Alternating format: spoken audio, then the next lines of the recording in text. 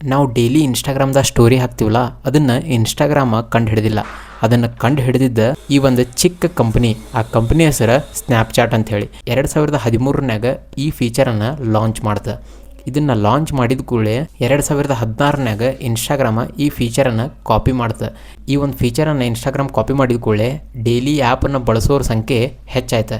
ಈ ಫೀಚರನ್ನು ಕಂಡು ಹಿಡಿಯೋಕ್ಕೆ ಕಾರಣ ಏನಿತ್ತು ಅಂತಂದ್ರೆ, ನಮ್ಮ ಹಂತಕ್ಕೆ 2013-14 ಟೈಮಿಗೆ ಫೋಟೋ ಮತ್ತು ವಿಡಿಯೋಸ್ ಅಪ್ಲೋಡ್ ಮಾಡೋಕ್ಕೆ ಇನ್ಸ್ಟಾಗ್ರಾಮ, ಫೇಸ್ಬುಕ್ ಇತ್ತು.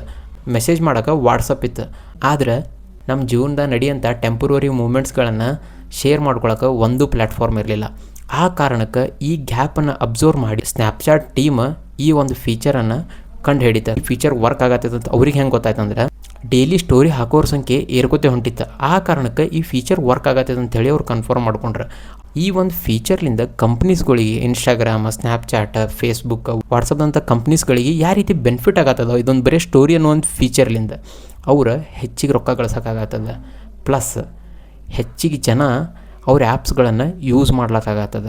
ಹೆಂಗಂತ ಹೇಳ್ತೀನಿ, ಈಗ ನೀವು ಸ್ಟೋರಿ ನೋಡೋಕ್ಕಂತೇಳಿ ವಾಟ್ಸಪ್ ಓಪನ್ ಮಾಡ್ತೀರಿ.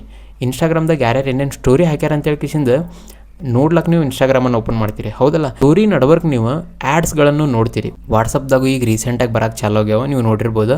ಆ ಸ್ಟೋರೀಸ್ಲಿಂದ ಇನ್ಸ್ಟಾಗ್ರಾಮ್ದಾಗಂತೂ ಬಂದೇ ಬರ್ತಿದ್ದು. ಓಕೆ, ಸ್ಟೋರೀಸ್ದಾಗೂ ಆ್ಯಡ್ಸನ್ನು ರನ್ ಮಾಡಿ ಕಂಪ್ನೀಸ್ಗಳ ಹೆಚ್ಚು ರೊಕ್ಕ ಗಳಿಸೋಕ್ಕಾಗತ್ತದ.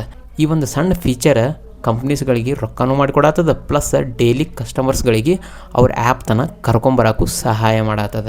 ಇದ್ರ ಬಗ್ಗೆ ನಿಮಗೇನು ಅನ್ನಿಸ್ತು ಅಂತ ಹೇಳ್ಕೇಸಿ ಕಮೆಂಟ್ ಬಾಕ್ಸ್ನಾಗ ಕಮೆಂಟ್ ಮಾಡಿರಿ. ಪ್ಲಸ್ ನಮ್ಮ ವಾಟ್ಸಪ್ ಚಾನಲ್ಗೆ ಜಾಯ್ನ್ ಆರಿ.